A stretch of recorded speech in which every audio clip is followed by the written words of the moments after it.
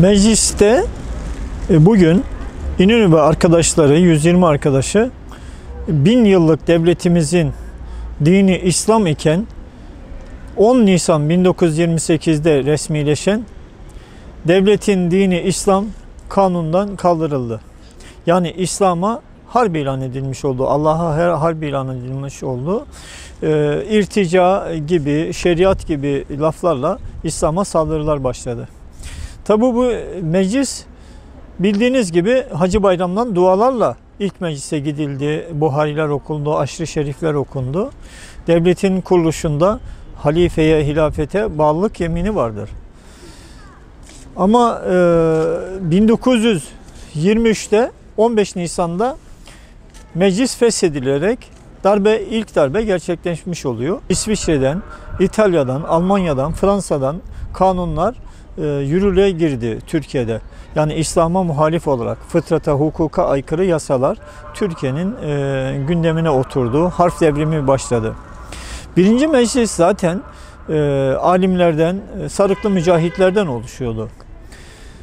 Birinci meclis Lozan'ı imzalamadı. Misak-ı milli sınırlarını kabul eden bir meclisti. Onun için de 1 Nisan'da fesih kararı verildi. 15 Nisan'da bu uygulandı. Yani ilk darbe 15 Nisan 1923'te gerçekleşmiş oldu.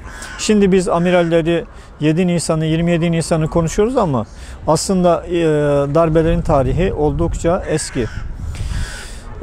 Biz diyoruz ki bu 93 yıl önce yapılan bu yasa, sivil anayasanın konuşulduğu şu günlerde devletimiz de kuruluş felsefesine, kuruluş ayarlarına geri dönerek İslam'la barışmalı.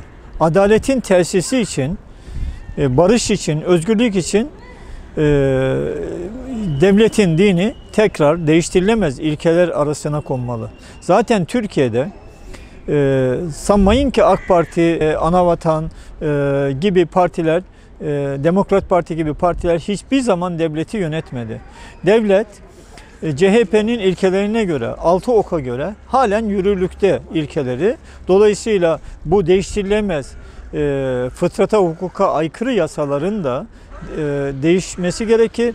Darbe anayasasından kurtularak İslam'a, inancımıza, örfümüze, geleneğimize uygun bir yasa olmalı. Montreux'ün de konuşulduğu bir zamanda Lozan'ın Montreux'ünde tartışılarak devletin dini İslam anayasasının tekrar gelmesini istiyoruz.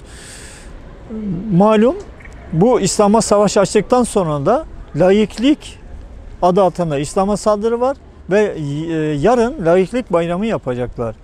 Biz İslam'ı tekrar gündemleştirerek bunu tüm Türkiye'de vakıflarımız, derneklerimizle gündeme sahip çıkmalıyız. Farkındalık olarak devletin dini İslam'dırı yerleştirmemiz lazım. Devlet milletsiz olmaz. Millet de dinsiz olmaz. O zaman milletle barışmak için bu yasanın tekrar geri gelmesini istiyoruz. Dua ve teşekkür ederiz.